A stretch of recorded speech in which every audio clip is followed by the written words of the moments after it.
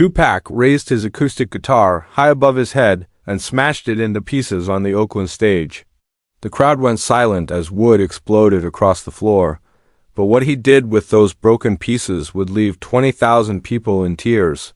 It was August 23, 1994, and Tupac was performing at the Oakland Coliseum for what everyone thought would be a celebration concert. He'd just been acquitted of sexual assault charges. His album Me Against the World was climbing the charts, and he was back in his hometown performing for fans who had supported him through his darkest period. But nobody in that arena knew that Tupac was carrying a pain so deep that it would drive him to destroy the most precious possession he owned, the guitar that had been his companion through every struggle, every late-night writing session, every moment when music was the only thing that kept him alive. The concert had been going perfectly for the first hour. Tupac was in peak form. The crowd was electric, and the energy in the building was pure joy. He'd performed all his biggest hits, Keep Your Head Up, Dear Mama, Me Against the World, and the audience was completely under his spell. But those who knew Tupac well could see something different in his performance that night. There was a desperation in his voice, a pain in his eyes, an intensity that went beyond his usual passionate delivery. He was performing like a man trying to escape something that was chasing him. That something was the death of his best friend David Stretch Blake, who had been murdered just 3 days earlier in a drive-by shooting that many believed was intended for Tupac himself.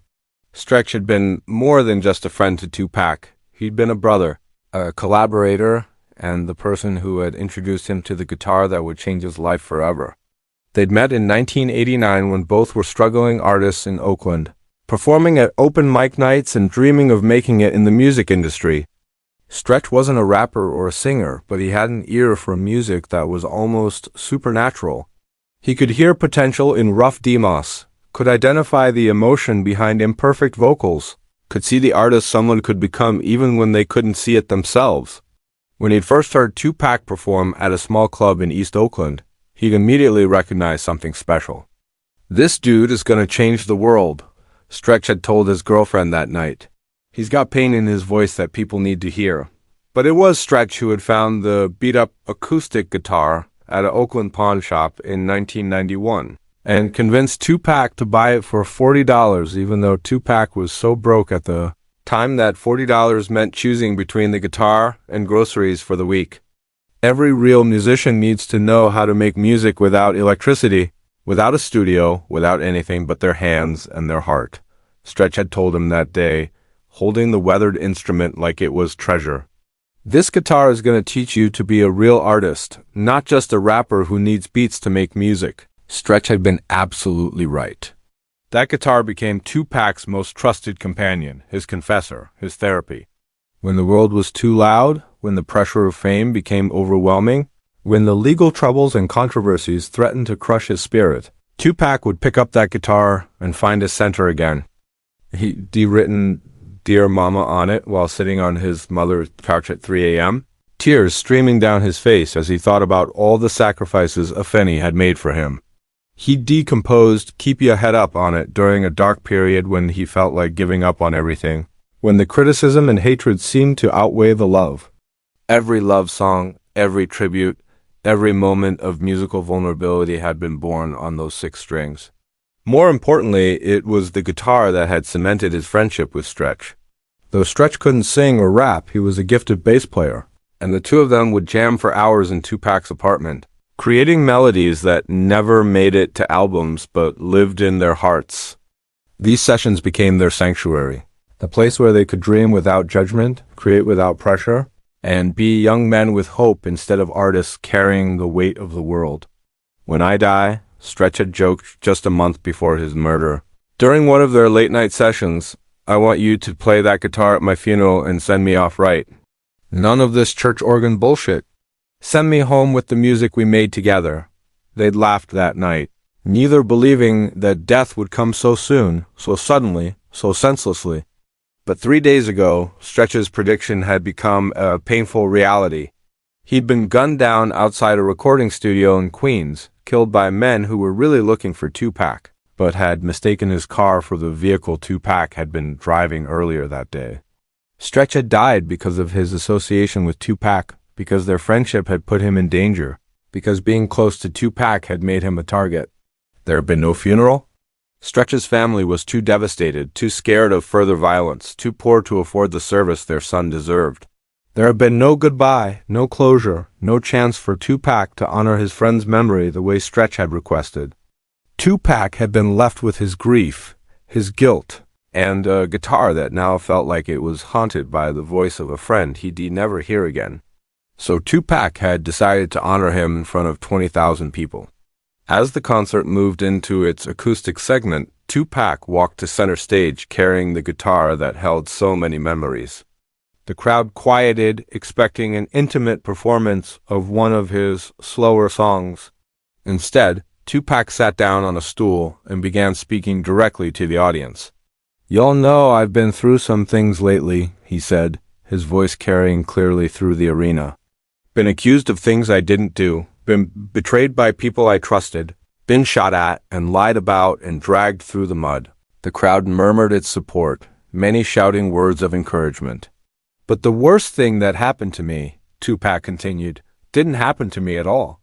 It happened to someone I love. 3 days ago, my best friend David Blake was murdered on the streets of Queens. Shot down like an animal for being associated with me." The arena went completely silent. Even the security guards stopped moving.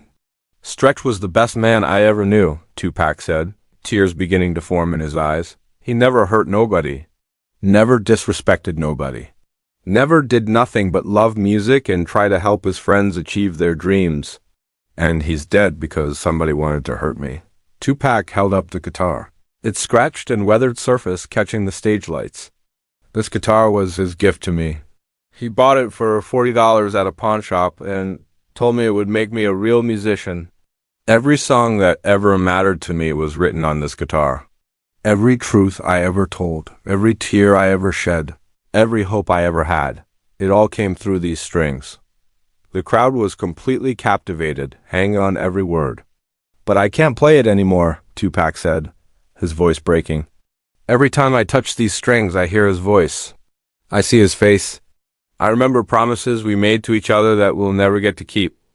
That's when Tupac stood up, raised the guitar high above his head, and brought it down with tremendous force onto the stage floor. The sound of wood splintering echoed through the arena like a gunshot. The audience gasped collectively as pieces of the guitar scattered across the stage. The neck snapped clean in half. The body cracked into multiple pieces.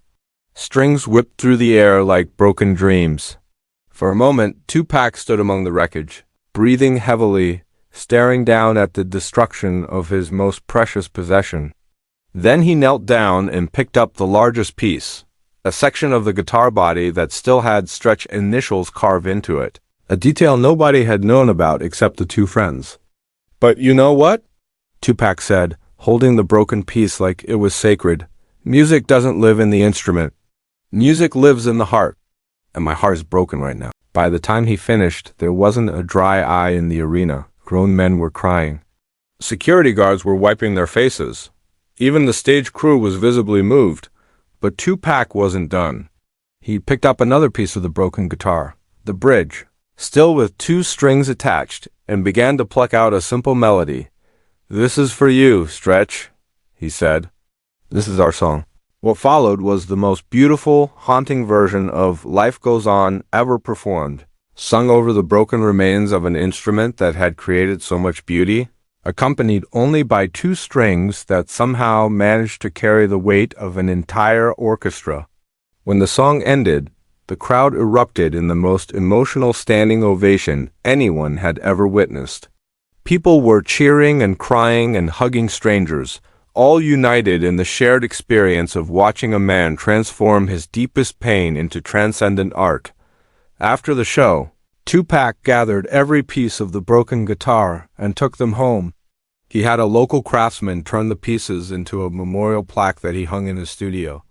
The wood was arranged around a photo of him and Stretch, with a plaque that read, "David Stretch Blake, the brother who taught me that music lives in the heart, not in the hands." More importantly, that night marked a turning point in Tupac's approach to music and performance. From that moment forward, he never took the stage with anything less than complete emotional honesty. He understood that authentic vulnerability was more powerful than any technical skill or expensive equipment. The story of the broken guitar became legendary among Tupac fans, not because of the destruction, but because of what emerged from that destruction, the understanding that sometimes you have to break something beautiful to create something even more meaningful. 3 months later, Tupac released To Live and Die in L.A., which contained a hidden track dedicated to Stretch. The song was recorded entirely acoustic, with Tupac playing a new guitar, but leaving space in the arrangement where Stretch's bass would have been a musical silence that spoke louder than any sound. The broken pieces of Stretch's guitar remained in Tupac's studio for the rest of his life, a constant reminder that the most powerful music comes not from perfect instruments, but from imperfect hearts that have the courage to share their truth. If this story of friendship, loss, and the transformative power of music moved you, share it with someone who needs to be reminded that our greatest art often comes from our deepest pain, and that honoring those we've lost means continuing to create in their memory.